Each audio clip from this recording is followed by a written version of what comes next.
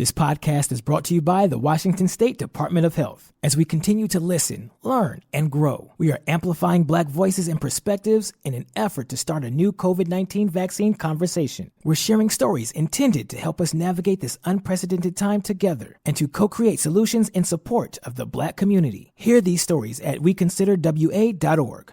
Realtors abide by a code of ethics. This is Article 9 in action. Beth, a first-time homebuyer, knew nothing about the home buying process, except that she wanted to buy a home. But her realtor had the expertise to make sure Beth understood every document, even giving her copies to review with her lawyer so Beth could close on her first home with confidence. Complicated things explained in simple terms. The difference between an agent and a realtor is real. Realtors are members of the National Association of Realtors. That's who we are.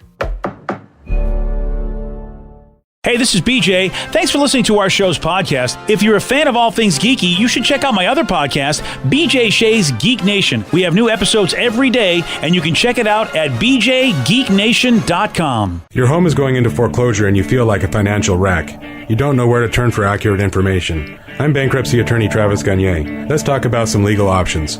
If we work quickly, we can propose a plan to save your home, modify the loan, or in many cases even eliminate your second mortgage. The consultation is free. I've helped hundreds of people just like you make informed decisions about whether to save their home or exit it on a reasonable, organized timeline. The chapter you choose sets the tone for the next chapter of your life. Please contact me today at choosetherightchapter.com. That's choosetherightchapter.com. 99.9 KISW, the Rock of Seattle. There's a guy that walked into Burger King in Pittsburgh on Friday because, yes. Yeah, you don't need a good reason. Right? Yeah, I mean, so far this story is completely normal and the guy should be given a medal. But here's he walked into Burger King in Pittsburgh on Friday and no one was there. He went through the drive-thru, then walked inside, even opened the door to the kitchen. The whole place was completely empty in the afternoon. Damn. Yeah, so no one's there, meaning there's no employees there, not just like customers enjoying delicious Whoppers. Well, here's the moment where this customer, he was a would-be customer, walked in. Showed up to this Burger King on Nobletown Road, and there is nobody in here. Nobody in here. Went to the drive-thru, nothing. Anybody here? Hello?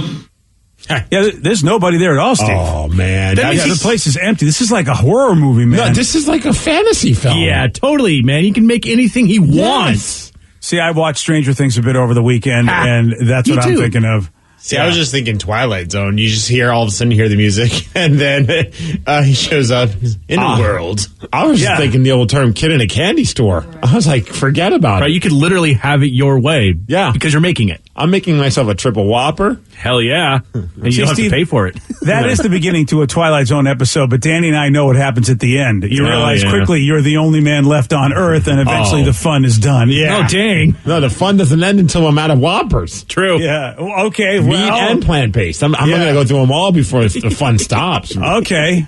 See, Danny, this is why they didn't ask Steve to do any Twilight Zones, because it's I get it, yeah. Well, you really don't see the dystopian situation in the end of the world here, do you? Steve's like, no. Worst episode ever. It's just a man goes into a Burger King, it's empty, and he has a lot of fun until he runs out of food. And then he leaves. Yeah, worst episode ever of the Twilight Zone.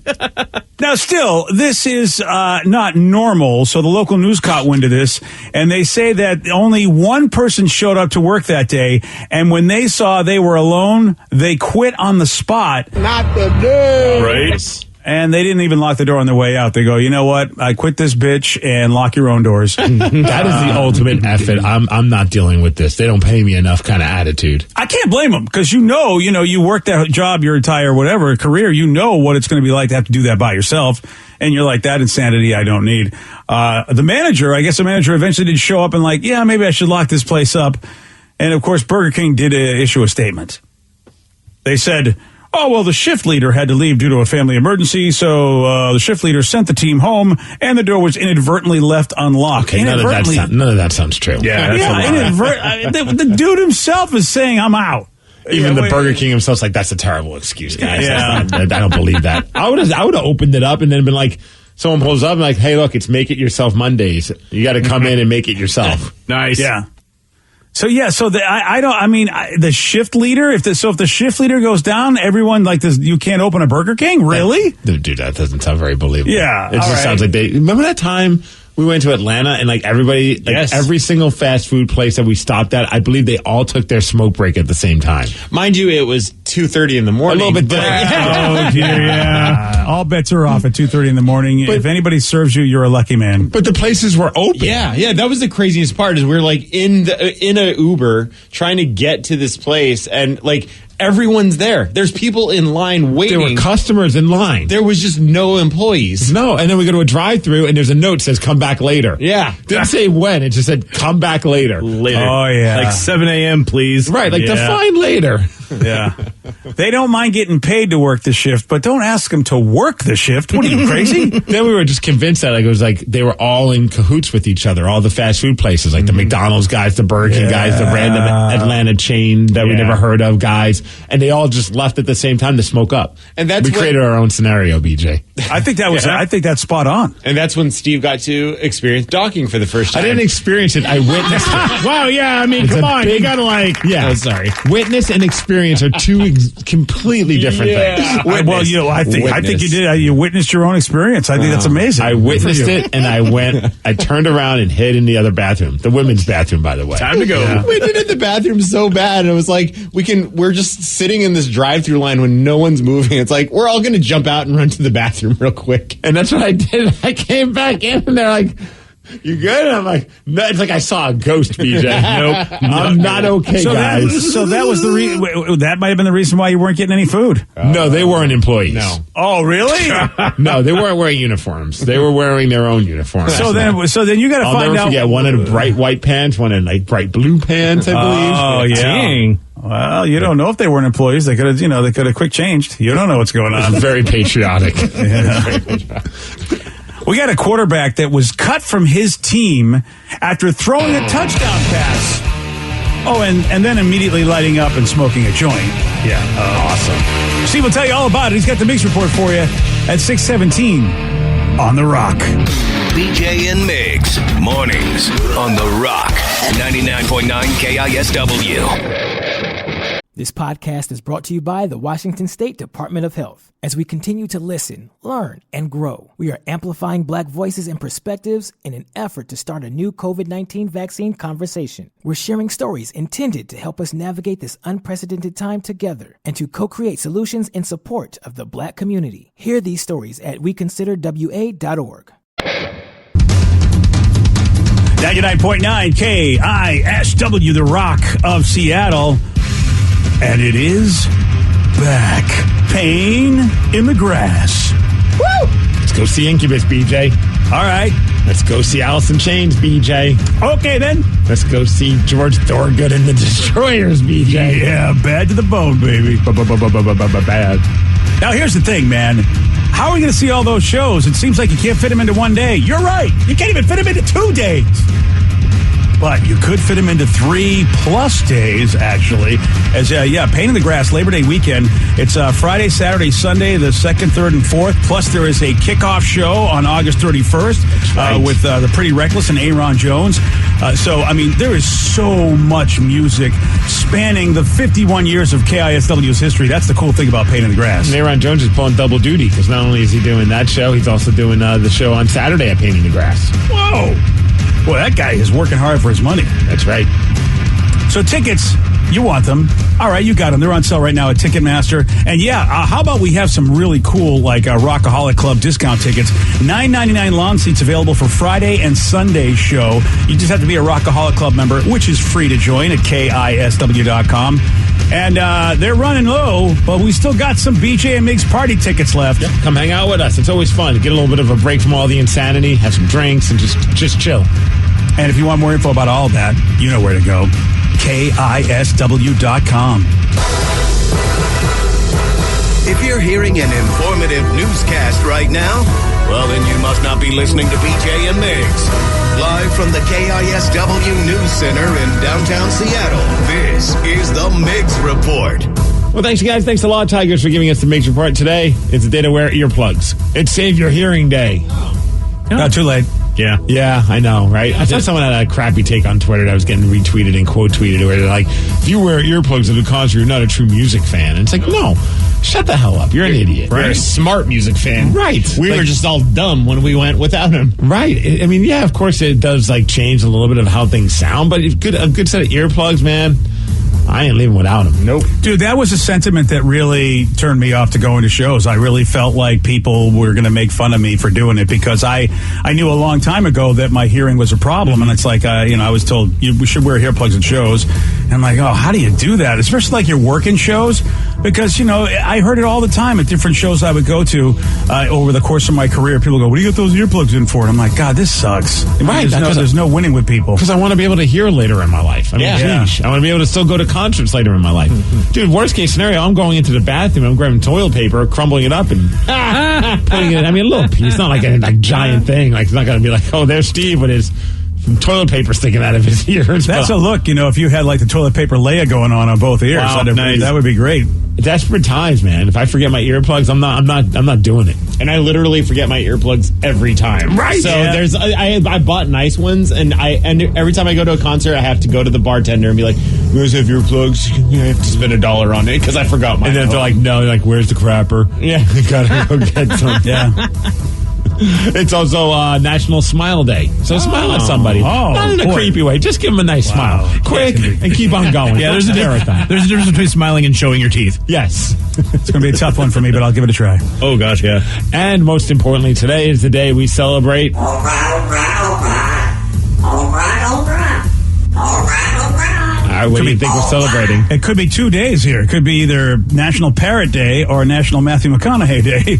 Yes, it could be. Which one are you going to go with? I'm going to go with Parrot. Yeah. You're going to go with Parrot. Well, you're kind of right. Bing, bing, bing. It's not National Parrot Day. It's World Parrot Day. Whoa. That means all of us, from America to Poland to Canada, we're all enjoying parrots. Are there parrots in Poland? Yeah, of course there are. Okay. Don't quote me on that. Well, some of us have a pet somewhere in Poland, a pet parakeet or something, don't they?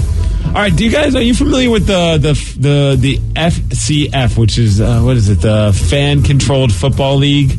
No. Okay, it's been around for a little bit. I think Josh Gordon was there for a half a second, if I remember correctly. It's kind of like an arena type football league, but what the difference is that the fans choose the names of the teams, the colors of the uniforms before the start of each season. So it's kind of a fun thing that people get to be interactive with. And some of the guys that played in college and never able to make it into the NFL or the XFL or the USFL, they end up in the Fan Controlled Football League or whatever. Okay, right. So there's a team called the Georgia Zappers. Yeah. Which they should be called the Georgia Tokers because their quarterback, Jason Stewart, well, he's now out of a job because he threw a touchdown, wanted to celebrate that touchdown by pulling a joint out of his pants. I think it was in a tube, so it wasn't like it was just sitting there in the jock strap. Oh, yeah, that would be a whole different thing. Lit it up and started smoking a joint as soon as he scored the touchdown with somebody that was on the sidelines. In fact, here's the audio of what it sounded like.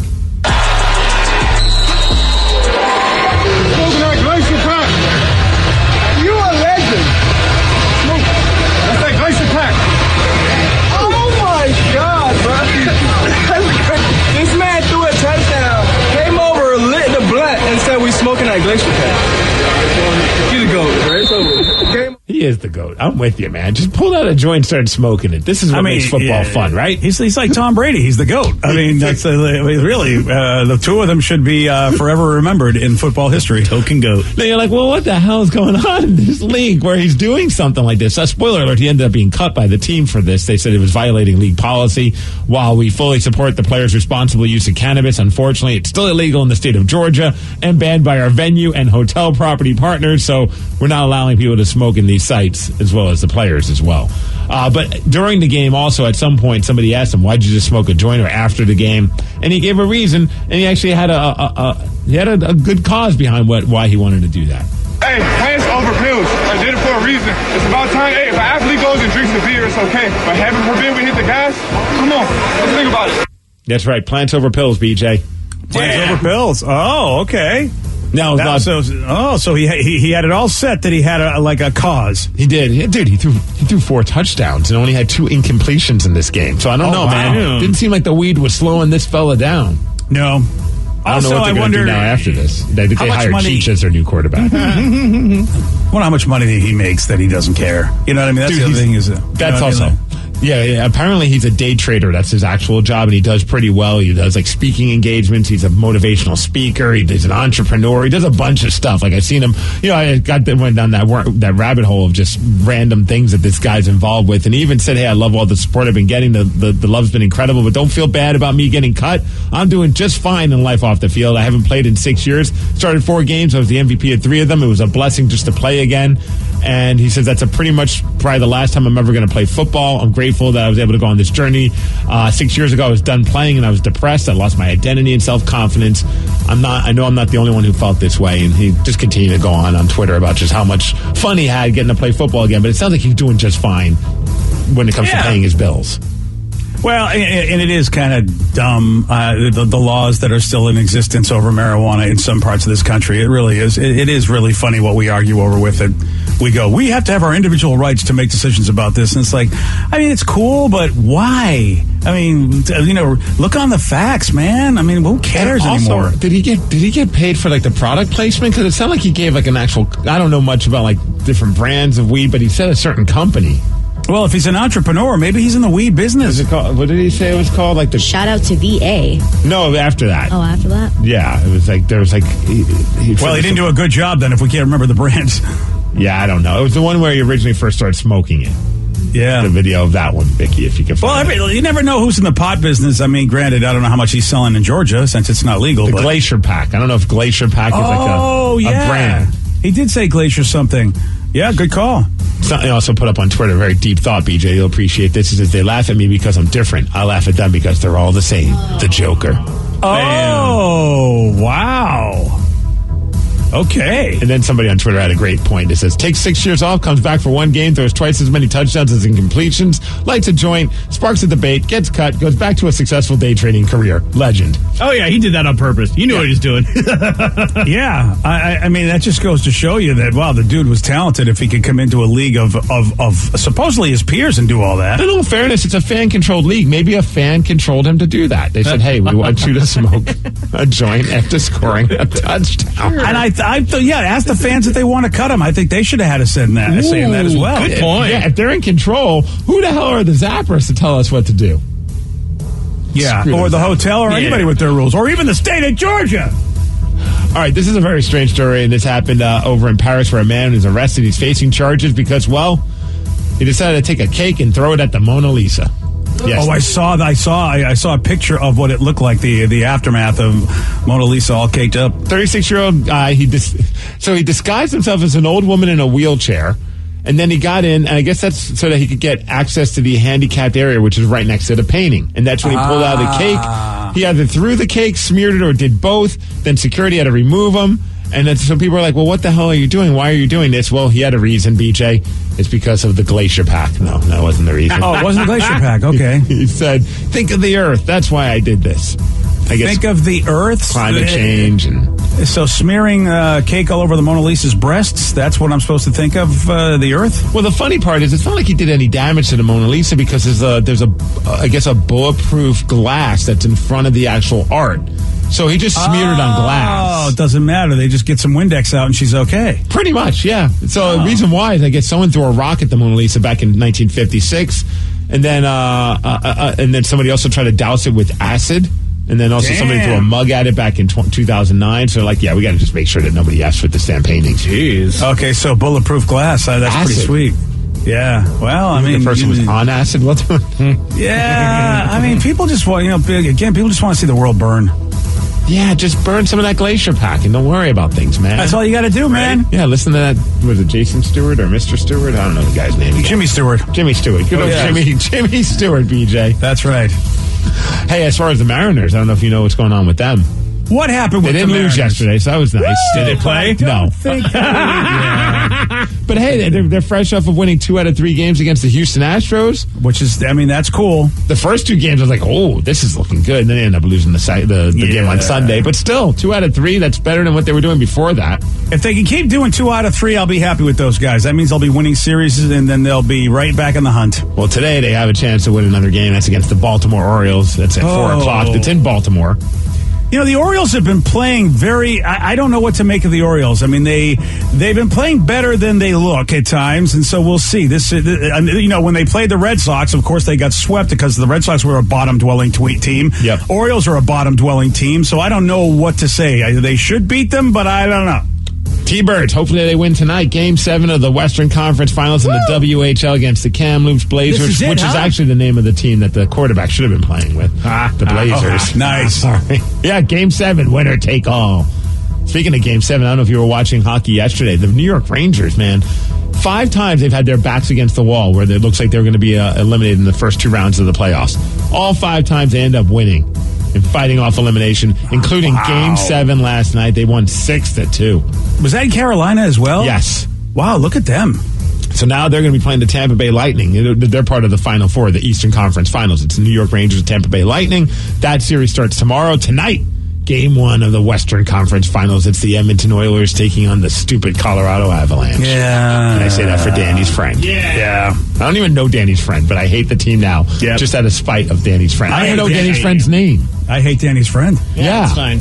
Don't even tell me. I don't ever want to know his name. I want to treat Avalanche guy. That's what we're going to call him. Stupid Colorado guy. Yep. Let's call him Avhole. Yeah. Wow. All that. We want to treat him like the middle name of BJ's brother. We don't never want to know it. Yeah. Yeah. Fair point. That's you know what? Thanks for bringing that back up. Huge news, though, guys. What's going on? What's happening? The weather today. It's going to be sunny.